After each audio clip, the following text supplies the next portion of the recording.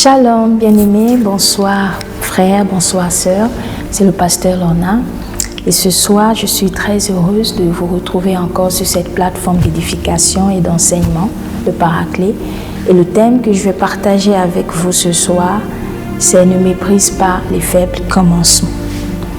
Vous savez, bien-aimés, lorsque le Seigneur nous parle, nous donne une vision selon nos destinées, tout commence petit, tout commence sous la forme d'une semence. Alors j'aimerais nous encourager ce soir à ne pas mépriser les faibles commencements. Lisons ensemble le livre de Zacharie, au chapitre 4, à partir du verset 8 à 10. Je lis la parole de Dieu. La parole de l'Éternel me fut adressée en ces mots. Les mains de Zorobabel ont fondé cette maison et ses mains l'achèveront. Et tu sauras que l'Éternel des armées m'a envoyé vers vous. Car ceux qui méprisaient le jour des faibles commencements se réjouiront en voyant le niveau dans la main de Zorobabel. Amen. Je vais m'arrêter là. Alors ici, on parle de Zorobabel qui était gouverneur d'Israël, de Juda.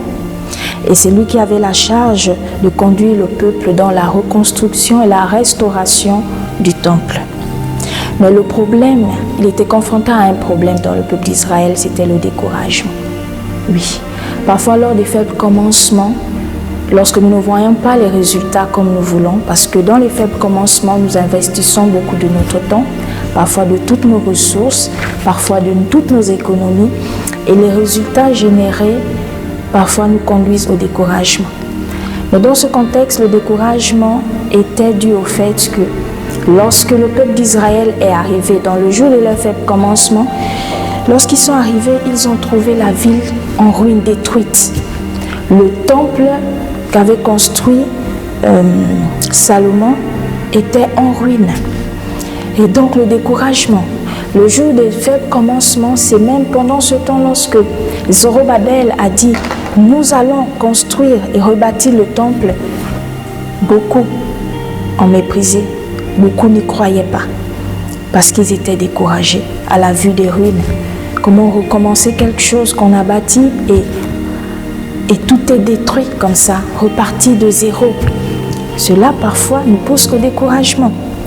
Le jour des faibles commencements, c'est ce projet-là que tu commences et que tu investis, comme je disais tout à l'heure, du temps, mais que les bénéfices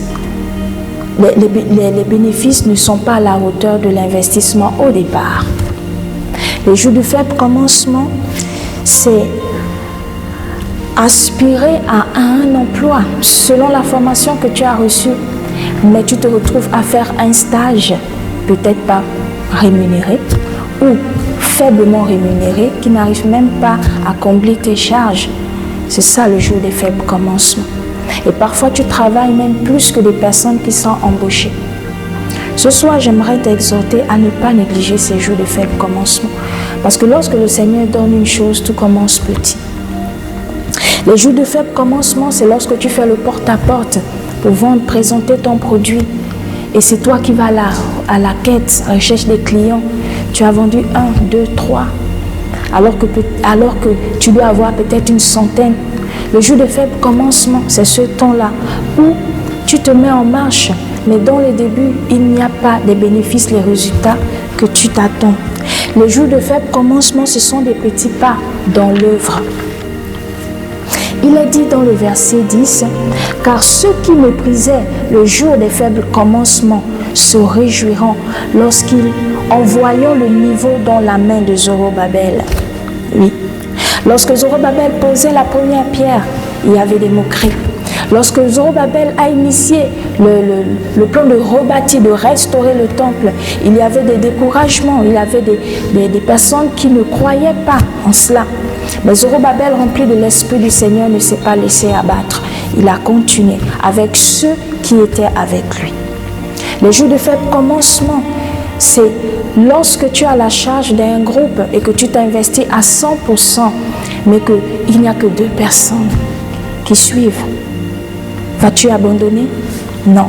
Mais j'aimerais ce soir nous conduire à bénir le Seigneur, être reconnaissant déjà pour les résultats obtenus pendant les jours du faible commencement. Oui, même pour la vie, en ce qui concerne la vie commence petit. Oui. Lorsque la semence est fécondée dans le ventre d'une femme, l'embryon a l'air insignifiant. La taille de l'embryon est juste tellement petite, minuscule, qu'elle peut sembler méprisable.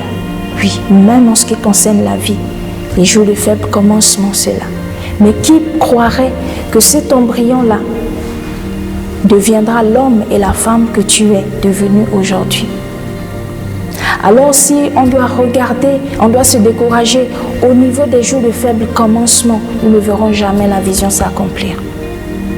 Le jour de faible commencement, ce n'est peut-être pas le jour où il y aura beaucoup de personnes volontaires, des personnes qui te soutiendront. Mais toi qui as reçu la vision, porte cette vision. Ne vois pas cette semence, juste cette graine à son état présent. Mais dans cette graine, vois un arbre, vois un champ. Et c'est ce qui fera en sorte que dans les jours de faible commencement, dans les débuts, quel que soit le temps, les jours où tu ne dors pas assez, tu sais que tu sèmes, tu es investi, parce que demain, il y aura l'arbre, il y aura les fruits. Ce soir, j'aimerais nous exhorter à ne pas nous céder au découragement. Lorsque le découragement est présent, assurément nous sommes dans une phase des faibles commencements. Le faible commencement, ça peut être ce bébé-là, ce mariage dans lequel tu es entré et tu n'es qu'à ta première, deuxième ou troisième, même cinquième année. Et que pour l'instant, tu n'es pas encore dans l'épanouissement que tu attends. Mais il est semblable à un enfant. Lorsque l'on donne naissance à un enfant, il est encore bébé et l'on doit prendre soin de lui. Et au fur et à mesure, il devient autonome en grandissant. Donc ne pas abandonner dans les jours de faible commencement. Parce qu'assurément, il y aura des moqueurs. Mais gloire soit rendue au Seigneur parce que la Bible dit que ceux qui se moquaient au départ, c'est ceux-là qui se réjouiront. Lorsqu'ils ont vu le niveau dans la main de Zorobabel, le niveau c'est cet instrument de construction qui permet de vérifier l'horizontalité d'une surface. Ils ont commencé maintenant à se réjouir lorsqu'ils ont vu que le temple prenait forme. Là, ils ont vu que ce projet pouvait aboutir. Ils ont vu maintenant que ça prenait forme. Oui, dans le début, tu peux commencer juste seul.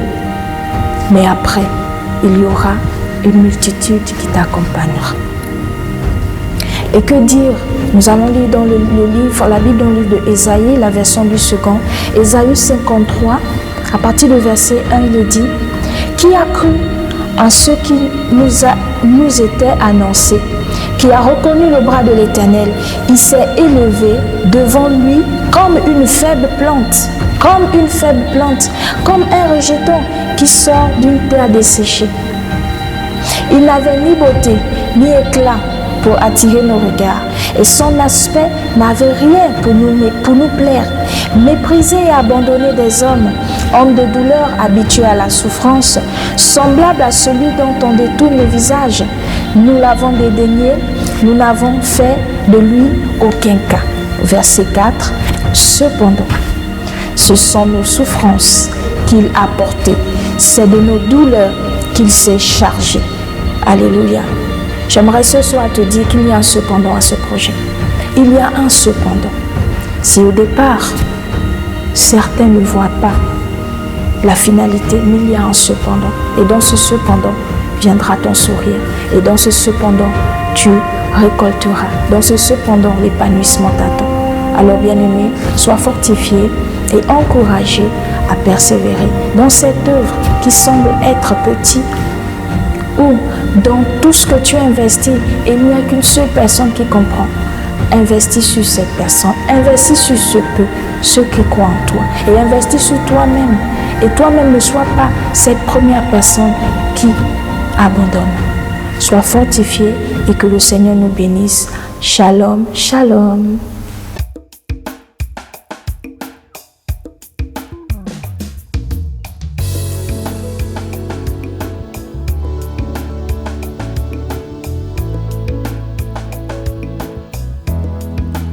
Je suis un flot.